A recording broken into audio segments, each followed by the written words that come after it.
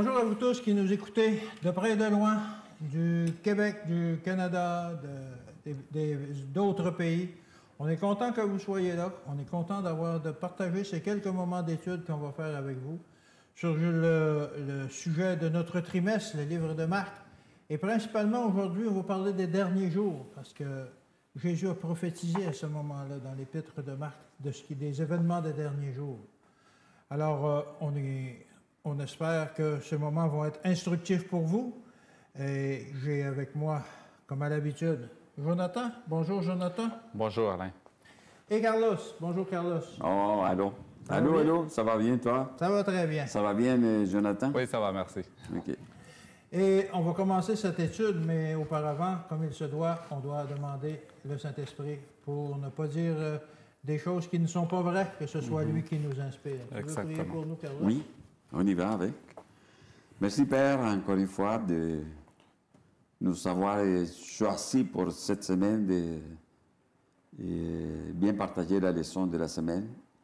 Nous vous demandons, Seigneur, de nous guider, d'être avec nous et ainsi avec les personnes qui nous écoutent, qui nous regardent. S'il vous plaît, guide notre pensée, notre cœur, afin que nous soyons aussi enseignés en même temps que les personnes qui vont l'écouter. Au nom de Jésus. Amen. Amen. Amen.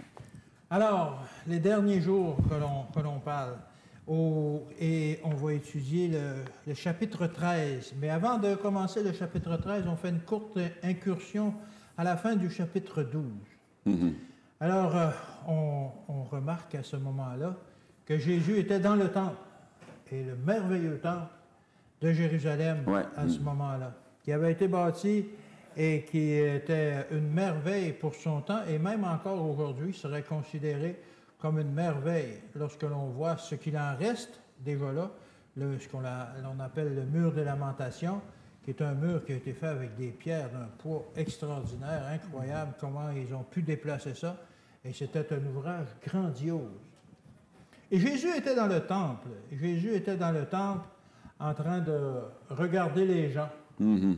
Et il a vu, il voyait des gens qui donnaient justement, parce que le temple, il faut dire qu'il était en réparation depuis l'an moins 10, je pense, et ça a duré jusqu'à l'an 60 après Jésus. Ça a pris beaucoup de temps. C'était Hérode qui avait décidé de rénover, d'agrandir le temple. Mm.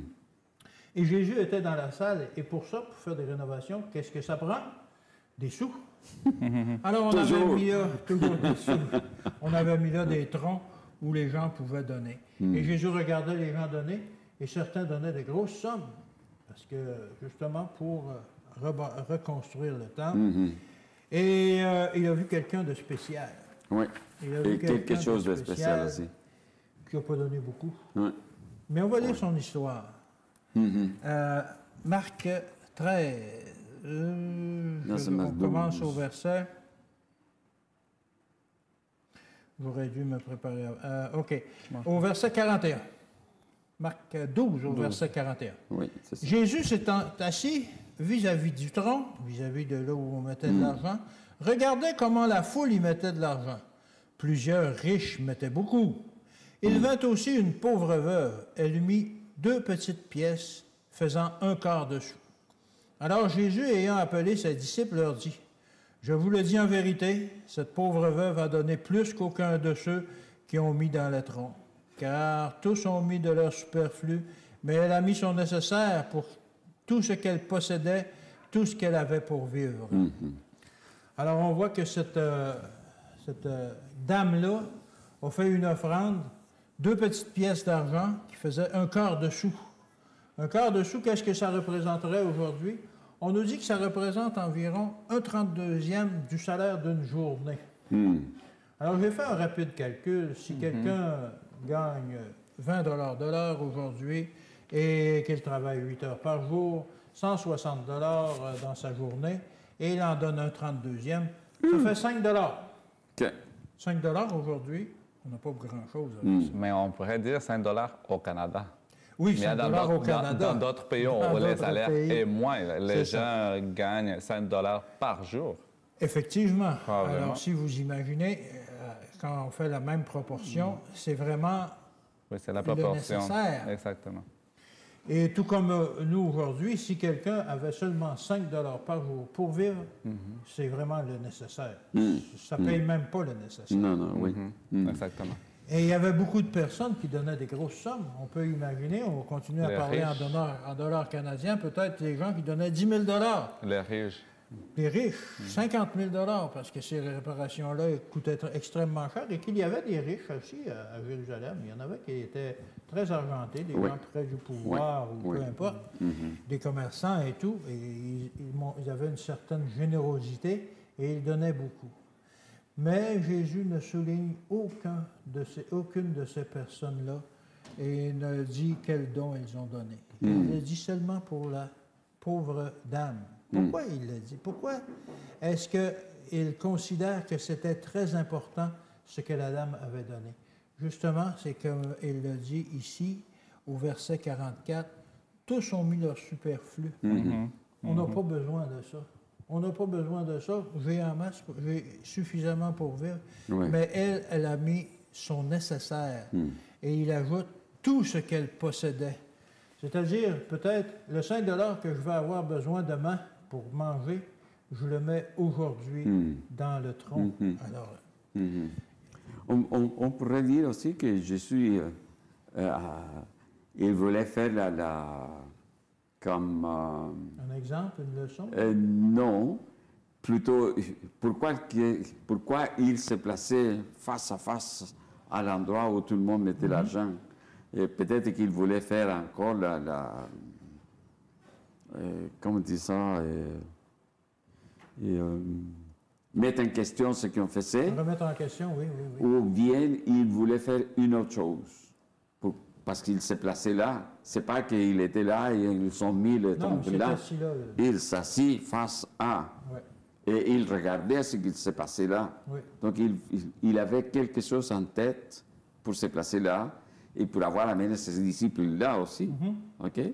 Et là, c'est quelque chose d'intéressant parce qu'il ne faut pas toujours dire, OK, c'est lui qui cherchait l'occasion pour blâmer les autres. Non. Il faisait toujours quelque chose pour que nous comprenions. C'était pour enseigner. Voilà. C'était pour enseigner qu'il s'est mis là, pour s'est placé. Et à dire, regardez pas la grandeur de l'offrande, regardez dans le cœur. Qu'est-ce que cette madame-là a dans le cœur? Elle donne de son nécessaire. C'est pour cela qu'il y a deux choses là dans le même exemple. Une, il a fait remarquer la dame, et la dame est juste la dame, et deuxièmement, la quantité qu'elle a fait. Deux choses en même temps. C'est ça. Elle savait tout, lui, il savait tout. Lui, il savait tout. Mais il fallait que les autres, nous, aujourd'hui, comprenions aussi qu'est-ce que lui, il regardait quand tout le monde il faisait la... Et on peut questionner les motivations de ces personnes-là aussi. Ceux qui donnaient beaucoup, peut-être qu'ils donnaient pour... ils attendaient qu'il y ait beaucoup de monde, là, puis là, ils mettaient des grosses sommes. Mais la petite veuve, il est allé discrètement et tout ça. Alors, c'est la même chose encore aujourd'hui. Qu'est-ce qui nous motive à donner, à rendre notre dîme, à donner des offrandes? À ce moment-là, il y avait beaucoup de corruption à Jérusalem. Les prêtres, souvent, étaient corrompus. Les chefs religieux étaient corrompus. On peut penser aux caïphes, à Anne, qui était... Les dirigeants de l'Église, finalement. Les dirigeants de l'Église étaient corrompus. Alors, on pourrait dire à ce moment-là, ça sert à quoi de donner mon argent à ces gens-là qui l'utilisent mal? Mais Jésus était en train de mettre justement l'accent là-dessus pour montrer que ce n'est pas notre responsabilité. Ce que les gens font avec nos dîmes et nos offrandes, c'est eux qui en rendront compte. OK, parce que au moment qu'on a remis la dîme qui correspondait, que je remets, pas que je donne, pas que je paye. Non, on le remet parce qu'elle a toujours appartenu à Dieu. Mais j'ai fait la remarque quand même. Pas que je donne, pas que je paye. Non, je remets. Une fois que c'est là, ma responsabilité... Elle est terminée. Elle est terminée là. J'ai accompli ma responsabilité. J'étais comme le Seigneur m'a dit. OK. Dans mon cœur, c'est lui qui regarde. Point final. C'est ça. Mais ma responsabilité par rapport à cela, ça arrive jusqu'au moment que je le dépose. Oui. Après cela, ce n'est pas ma dîme, ce n'est pas mon offrande, non. C'est fini. Et qu'est-ce qui arrive après? OK, c'est l'affaire de personnes qui ont été choisies pour ça. Choisies, mises en place. Est-ce qu'eux ont cette même volonté de servir Dieu et d'utiliser au mieux cet argent? Oui. Alors, c'est leur responsabilité, comme on dit. Et c'est pour ça qu'on dit parfois, on va dire, des dirigeants de l'Église, on remet en question leurs décisions ou les choses qu'ils font, la façon dont ils administrent. Et malheureusement, il y a des gens qui vont dire « Ah, je ne suis pas d'accord, donc je rends plus ma dîme. Alors ça, il ne faut absolument pas faire ça. Parce que ça montre qu'est-ce qui nous motive à rendre notre dîme. Est-ce que c'est l'amour de Dieu ou est-ce que c'est que je vais pouvoir juger de ce que les gens vont faire avec et ça va devenir un outil de pression contre les gens? Et si vous ne faites pas ça comme faut, comme je le désire, je n'en donnerai plus de la dîme. Alors, c'est vraiment, il faut éviter ça. Je me fie à mon ami que je connais, donc je paye. C'est ça. Et sinon, j'ai des doutes, je vais attendre. Je vais attendre, non. Ou je ne vais pas la rendre carrément. Non. Non, ça me malheureusement, il y a des personnes qui changent leur pensée, qui disent, au lieu de donner le dîme et offrandes à l'Église, parce qu'ils ont vu... je vais l'administrer moi-même. Des corruptions dans d'autres religions ou d'autres choses dont les pasteurs en profitent des offrandes et d'autres choses. Ils disent non, je ne vais pas donner mon argent au pasteur parce que c'est les pasteurs qui administrent. Mais l'Église adventiste n'agit pas de même. C'est une autre façon d'administrer les dîmes et les offrandes. Puis ces personnes disent, bon, je ne vais pas donner mes dîmes et offrandes. Moi, je vais les mettre de côté, mais je vais les donner aux pauvres. Oui, c'est ça. Malheureusement, c'est notre exemple. Que ces personnes-là changent d'idée. Par ailleurs, il y a d'autres personnes qui ne sont pas chrétiens, mais ils font confiance quand même à Dieu, comme nous avons lu aussi. On parlait la dernière leçon que nous avons eue de la femme. Et Jésus lui avait dit que les miettes sont pour les petits chiens. Mais il y a des personnes ailleurs qui ne sont pas chrétiens, mais ils font confiance à Dieu. Ils ont déjà écouté sur les dîmes et les offrandes. Ils ont essayé avec Dieu. Dieu les a bénis et ils continuent d'en donner. Pas pour avoir des rétributions pour qu'ils puissent grandir. Non, c'est pour leur cœur. Et ils veulent avoir pas communion, une belle relation. Une relation, une personne adjointe pour qu'ils puissent travailler ensemble, pour qu'ils puissent diriger. Oui. Et on devient le bras du Seigneur, en quelque sorte. On devient son serviteur.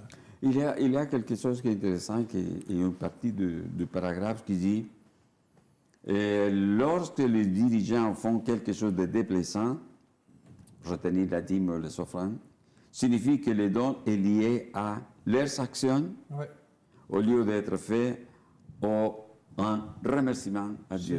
Ça veut dire, je suis tout prêt à regarder qu'est-ce que mes frères, ils font avec mon argent, plutôt que de dire merci Seigneur, et maintenant c'est à vous de diriger. Exactement, et ce n'est pas à nous de décider si ce qu'eux font est correct ou non. Oui. Parce que j'ai une certaine vue de l'Église et de tout ça, de la façon dont elle devrait dépenser l'argent, mais eux, les administrateurs qui sont en charge de dépenser de l'argent, souvent ils ont une vision à plus long terme, etc. Et ça peut arriver qu'on se demande un peu qu'est-ce qu'ils font, mais en réalité, c'est pas à nous, c'est à eux de rendre des comptes. Mais il y a quand même, il faut être conscient que parfois quand il s'agit de gros projets, c'est l'Église dans l'ensemble qui va prendre la décision. Donc, c'est effectivement ce qui se produit dans l'Église adventiste. Donc, pourquoi avoir ces pensées-là? Ça veut dire qu'il faut que je regarde avant de remettre mon offrande. Parce qu'on ne l'a pas vraiment remis. On veut garder le contrôle dessus. Oui. Mais on va aller au chapitre 13 maintenant, où Jésus fait une remarque aux apôtres qu'il ne restera pas pierre sur pierre. tout va être démoli. On dirait qu'à l'époque, quand on voyait les temples, qui étaient une merveille, on pourrait dire. Aujourd'hui, nous savons qu'il y a cette merveille. Cette merveille du monde. Du monde. Et quand on va lire, on voit les images aux vidéos, nous voyons pourquoi ce sont des merveilles. C'est ça. Mais là, les temples aussi, c'était long de... Même les Romains étaient étonnés du temple. Tout ce qu'il y avait aussi, la construction, les dessins, tout ce qu'il y avait en or, en argent, etc. Et là, ça m'a fait réfléchir quand les bateaux, les fameux bateaux, le Titanic a été construit, tout le monde était étonné. C'était une merveille aussi. C'était une merveille, effectivement. Qu'est-ce que le capitaine, il a dit?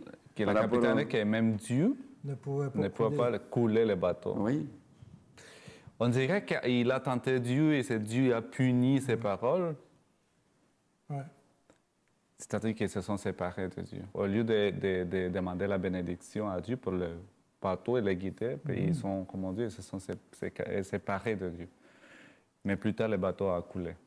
Aussi, quand la construction des tours jumelles aux États-Unis, Ellen White nous dit, avant que les tours soient construites, il avait déjà vu, il disait que les hommes le faisaient pour orgueil, pour dire, « Ah, regardez-nous le pouvoir que nous avons, regardez les hommes, ce que nous pouvons atteindre. » Là, il ne mettait pas à Dieu dans la première place, c'était à eux.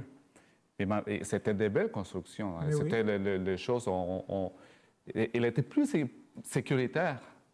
Mais des années plus tard, ils sont tombés. Effondrés. Mais là, c'est à peu près la même histoire avec les temples. C'est une merveille. On dit que... C'est un exemple. Les structures, les colonnes, mesuraient à peu près, on pourrait dire, 2 mètres de diamètre. C'est gros quand même. Oui. Ouais. Et des personnes n'arrivaient pas à penser que ça pourrait... Non. Mais Dieu, l'un des disciples demande Dieu de regarder. Il croyait que Dieu allait dire, « Oh oui, c'est temps. » Mais plutôt, Dieu a dit, il ne restera pierre sur pierre. Il a profité de l'occasion de dire aux disciples ce qui allait arriver. Et c'était comme une transition entre les temples, parce qu'avant, les Juifs s'étaient réunis dans les temples, mais après les temples allaient tomber, il allait être détruit, mais ça allait commencer l'Église. L'Église. C'était le temple. Parce que là, oui, c'était le temple, mais maintenant, c'est comme une transition où les gens vont se réunir dans chaque communauté et commencent à planter des églises. Et les disciples commencent à s'en aller ailleurs et à établir des églises, l'Église chrétienne. Mais Dieu les a dit, Jésus les a dit aux disciples, soyez prudents, parce que oui, l'Église, comment on dit, l'Église primitive va être établie, mais ça ne sera pas facile, le chemin. Il y a un long chemin à parcourir, mais ça ne sera pas facile.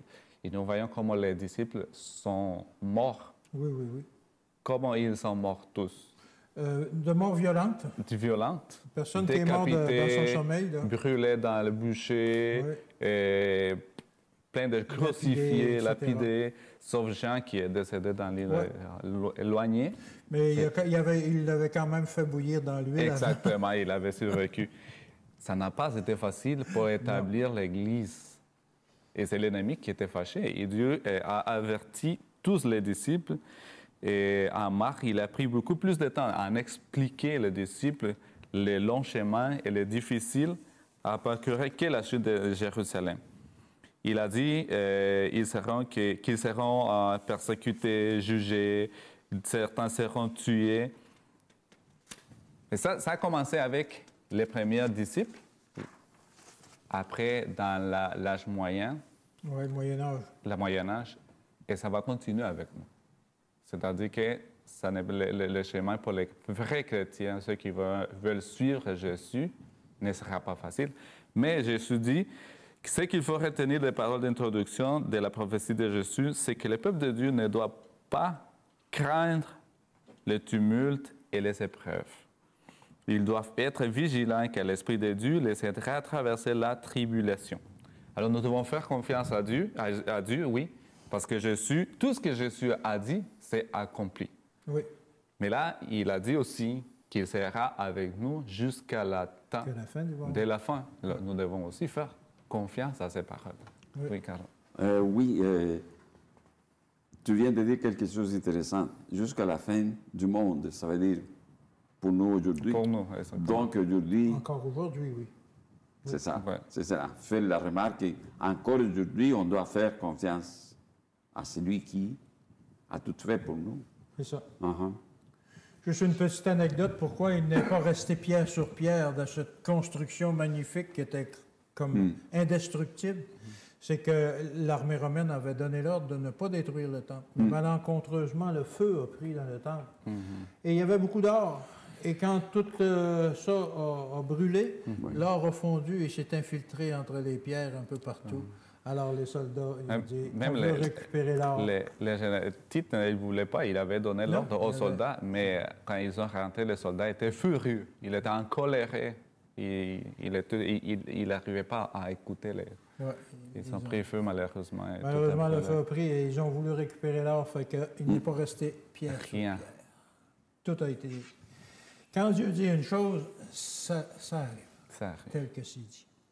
Et Jésus nous parle d'abomination, de la désolation. Ça, c'est un terme qui mérite d'être éclairci. On compte sur toi. Clayton, tu peux arrêter une minute, s'il te plaît? Hey, non, on ne peut pas faire ça. Parce qu'il y a quelque chose qui me frappe. Okay.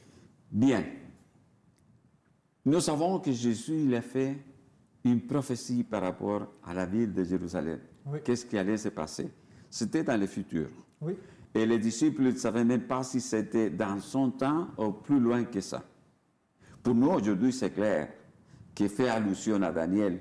Parce que Jésus, il savait. Parce que les disciples l'interrogeaient sur la fin du monde en même temps. Voilà, ça c'est quelque chose. Donc, la vision, c'est pour le futur, même pour le futur d'eux, même si c'était un futur immédiat, peut-être quand ils sont morts. Oui.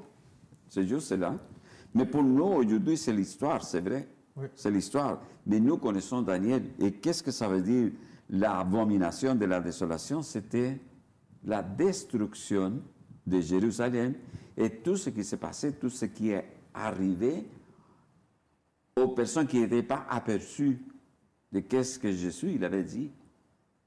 Qu'est-ce que ça veut dire? C'est là qu'à un moment donné, il fallait que tout le monde prenne conscience, tu l'as dit tantôt, que quand Jésus il parle, quand Jésus il fait une prophétie, tout va être accompli de la façon qu'il l'a dit. Pour nous, aujourd'hui, c'est encore plus clair parce qu'on peut aller voir qui sont les personnes sur lesquelles Jésus il parle. Il parle c'est vrai qu'il parle de l'abomination, de la désolation. Ce n'est pas juste une activité, une action, c'est aussi quelqu'un qui a amené cela. Oui. Et on fait allusion à Titus, qui ça a été comme le destructeur de la ville. D'accord? Oui, oui. Donc, nous, aujourd'hui, nous savons bien cela. Nous savons bien cela, ces parties-là. Mais il nous parle aussi parce du que c'est historique. En plus, oui. c'est l'histoire qui le confirme. Oui. Mais il nous parle aussi de la partie spirituelle. Il nous parle du wind. Et Jésus parlait de wind. Jésus parlait de moi, lui. Parce que moi, c'est le wind. C'était lui, le wind. Donc, il fallait... Dans tout cela, que tout le monde, ses disciples en plus, c'était comme les plus pressés pour qu'ils comprennent cela. Vous devez comprendre que moi, je suis le loin. Et tout ce que je dis, tout ce que je vous par rencontre, plutôt que je vous enseigne, ça va devenir de la façon que je vous le dis. Oui. Et vous devez l'apprendre bien, vous devez le comprendre, pour que tout le monde, après vous, soit au courant de qu'est-ce qui va se passer et qui était celui qui a fait la prophétie. OK? Oui. La désolation, l'abomination de la désolation, ça devient comme quelque chose que, d'où est-ce que je le prends? Et c'est finalement, c'est l'action contre le loin Oui. et contre la ville de façon physique. Oui. Hein? Exactement, c'est ça. Et dans le futur, c'est la même chose. Dans le futur, aujourd'hui, ça va être des agissements contre loin, encore une fois, en plus, contre Jésus, oui, contre Dieu, oui, et contre son peuple, contre l'Église. La destruction, ça va être sur l'Église de Dieu. Et l'Église de Dieu, il ne faut pas dire quelle est l'Église avec les noms et les prénoms et tout cela. C'est les croyants.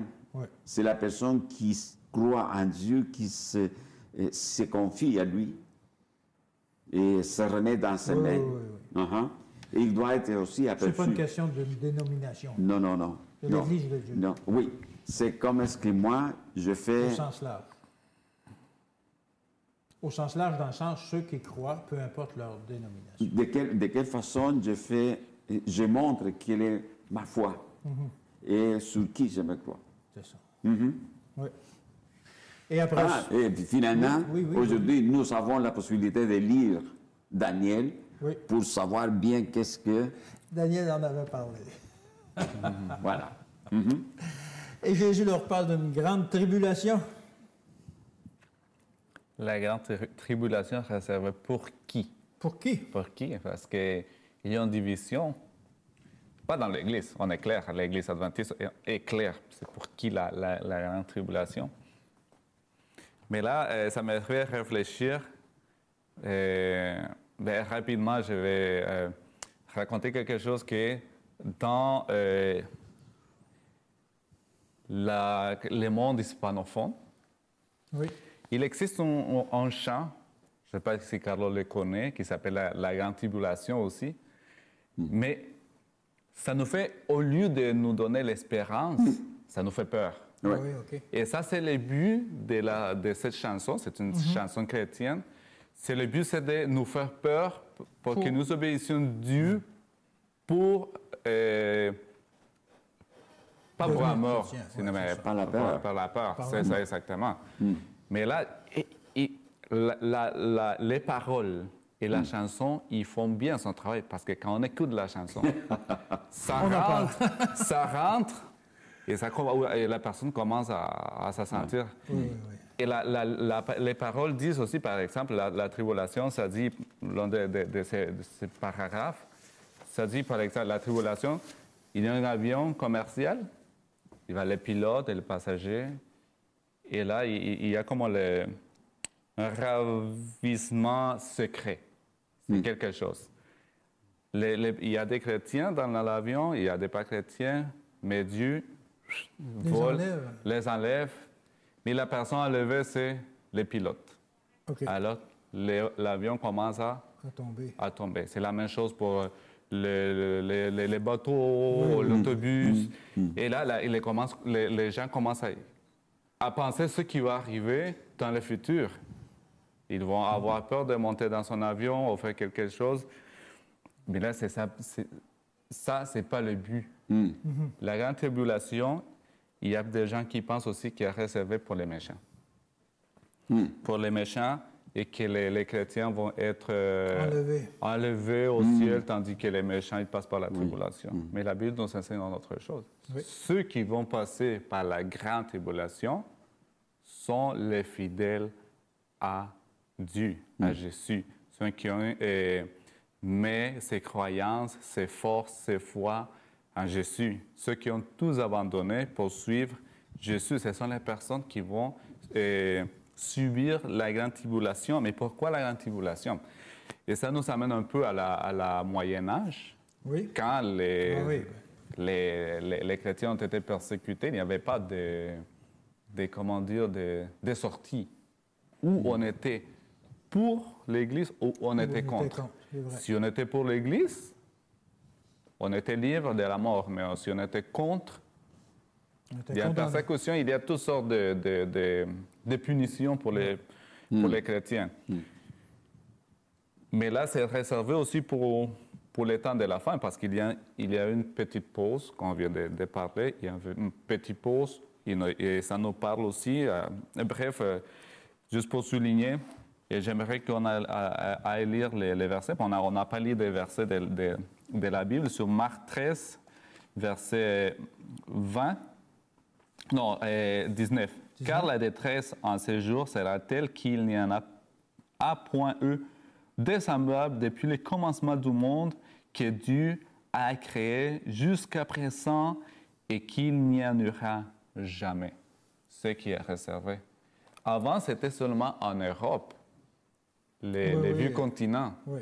Mais dans le futur, ça sera dans tout le monde. Dans tout le monde, la persécution. On ne peut pas échapper. On doit les vivre. Oui ou non. Qu'on le veuille ou non, on va les vivre. Mais, mais.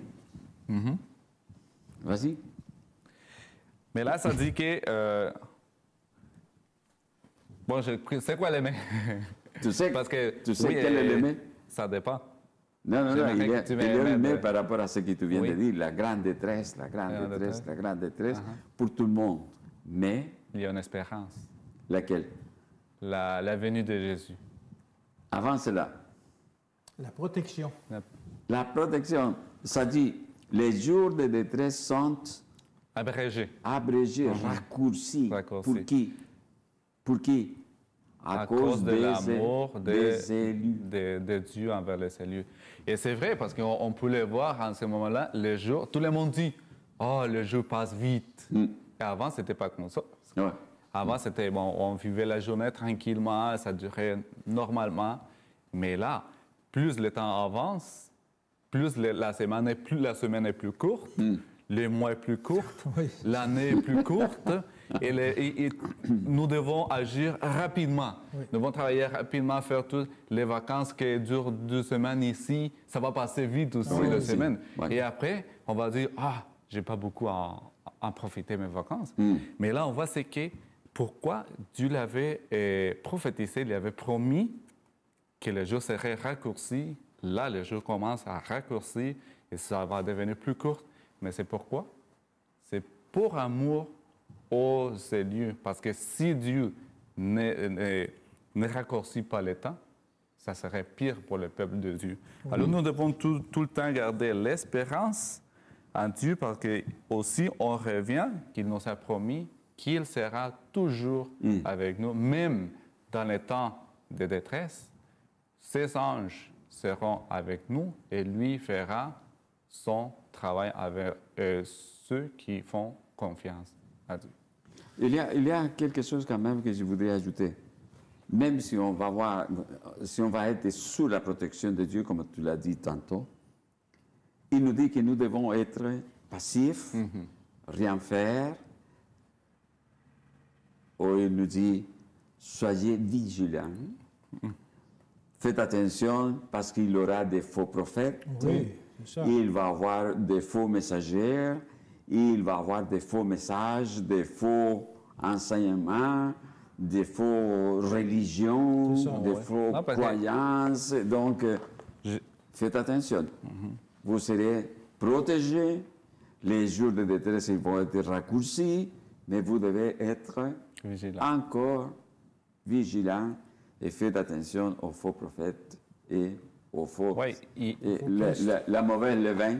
Oui, le mauvais levain. Il y avait des faux enseignants. J'ai écouté une vidéo où les gens croient qu'il va y avoir un 3e temple. Oui. Il va se lever, tout est déjà, il y a des dessins, il y a de l'argent, tout est prêt pour un 3e temple. Oui.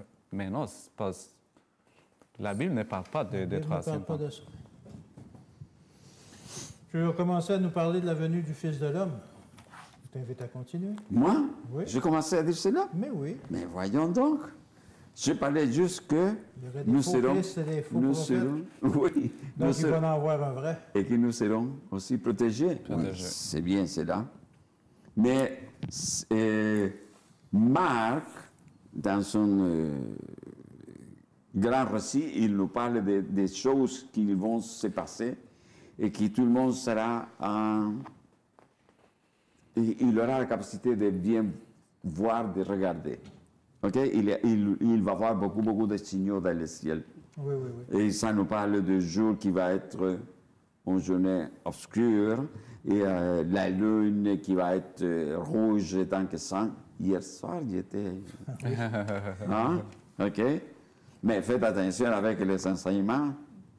La tombée des étoiles, oui. On parle que normalement, à août, ici, il y a, je pense que c'est la date entre les 20 et 25 à peu près, qu'on peut voir la tombée des étoiles. Ah, c'est les Perséides, les oui. Perséides. Donc, la tombée des étoiles, ça va être en août.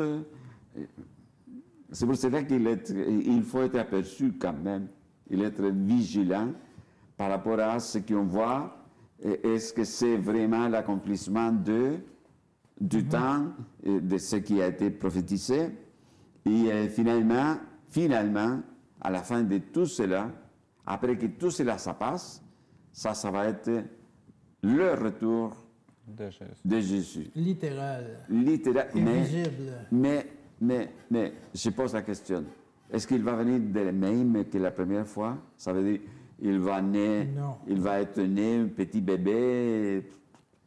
Il va venir comme un roi. Tous les yeux le verront. Tous les yeux le verront. OK, je suis d'accord que tout le monde va pouvoir le voir. Mais de quelle façon il vient? Glorieux. Il vient déjà adulte. Oui. Il vient déjà adulte, il est jeune, il est un petit bébé. Il vient adulte, roi. OK? Il est roi des rois, ça veut dire qu'il vient avec le pouvoir qu'il a montré quand il était sur terre. Il vient avec l'autorité qu'il avait quand il enseignait. Et tout le monde il va le voir de la façon que lui, il est, de la façon que lui, il vient, et de la façon que lui, il va rester pour toujours. Donc, nous avons l'espoir qu'il va revenir de la façon qu'il va revenir, mais il va amener quelque chose de spécial avec lui. Ah oui? Oui. Tous les anges viennent avec lui. Oui. Donc, c'est premier les anges qu'on va voir. Oui. OK. Mais qu'est-ce qu'il amène avec lui? La délivrance du peuple. OK. D'un côté, la délivrance, ça veut dire qu'il amène avec lui ce que tu as médité. Oui, oui, oui. Ce que tu as médité. Et, mais Seigneur, c'est pas cela ce que j'ai médité. Je pense que j'avais comme beaucoup plus que cela. Beaucoup plus que ce que tu m'amènes. Est-ce que je peux dire cela? Non, aucunement. Pourquoi? Parce que s'il me donne ce que j'ai mérité, je ne serai pas là. OK. Il m'amène le salut. OK. Donc, quand il revient pour accomplir tout ce qu'il avait promis à son peuple. Et encore une fois, il fait la remarque que son peuple, ce n'est pas l'Église X. Non, non, non, non. Non. Ce sont les croyants, ce sont ceux qui ont cru à lui et qui l'attendent. Et n'importe de quelle croyance, de quelle religion, parce que même il y aura des personnes qui jamais ils seraient entendu parler de lui. Et qu'est-ce qui passe en ce moment? La bonne question et la bonne réponse, il faut encore une fois se fier à sa justice. La justice de Christ. Parce que sa justice, c'est notre garantie. C'est notre garantie. Donc, c'est pour cela, ce n'est pas juste qu'il vienne, c'est aussi ce qu'il amène pour nous. La rétribution. La rétribution. Mais la rétribution, c'est encore quelque chose qui est inscrit avec l'amour de Dieu pour chacun de nous. Pas ce que nous méritons, c'est les dons de Dieu pour chacun de nous. Amen. C'est là ce que Christ il amène avec lui. Merci à vous deux. Effectivement, Christ revient bientôt. Amen. Il revient avec la rétribution. Alors, il faut se saisir de cette rétribution-là. La semaine prochaine, on va continuer dans l'histoire que Marc nous raconte et le titre de la leçon va être « Arrêté et jugé ». Alors, on va parler justement de cet événement-là au cours de la vie de Jésus, important qui mène à la crucifixion. Je vous remercie d'avoir partagé avec moi aujourd'hui, d'avoir participé. Merci aussi. On peut terminer par une prière? Prions. Notre Père Céleste, merci Seigneur parce que toutes les choses que tu nous as annoncées à l'avance se sont accomplies. Et ça continue, Seigneur, de s'accomplir. Et tu nous as dit, Seigneur, de te faire toujours confiance. Alors nous voulons te faire confiance, Seigneur. Nous devons prospérer dans la prière, la lecture de ta sainte parole et demander ton Saint-Esprit. Parce qu'il y a des choses qui se sont passées auparavant et ça va continuer. Nous savons que ce n'est pas facile pour tes enfants, pour ceux qui veulent te suivre. Parce que l'ennemi, Seigneur, est en rage avec les personnes qui ont décidé d'être fidèles à toi, Seigneur. Et malheureusement, ce monde de péché, nous vivons ici, Seigneur, dans ce monde de péché et nous devons tous vivre toutes ces choses jusqu'à la fin du monde. Mais la promesse précieuse que tu nous as donnée, que tu seras avec nous. Que nous puissions garder, Seigneur, et la promesse dans notre cœur, notre foi et mettre les yeux dans le futur, Seigneur, ta deuxième venue et après, Seigneur, dans la vie éternelle. Ça, c'est notre espoir. Nous te prions au nom de Jésus. Amen. Amen. Amen. Merci de votre participation. Merci d'avoir assisté à cet enseignement. Alors, si ça vous a plu, vous pouvez liker ou partager avec des amis pour qu'on puisse répandre au plus grand nombre la parole de Dieu. Amen. Amen. Je demande à Dieu de vous bénir cette semaine, de vous garder et de vous ramener la semaine prochaine pour un autre rendez-vous.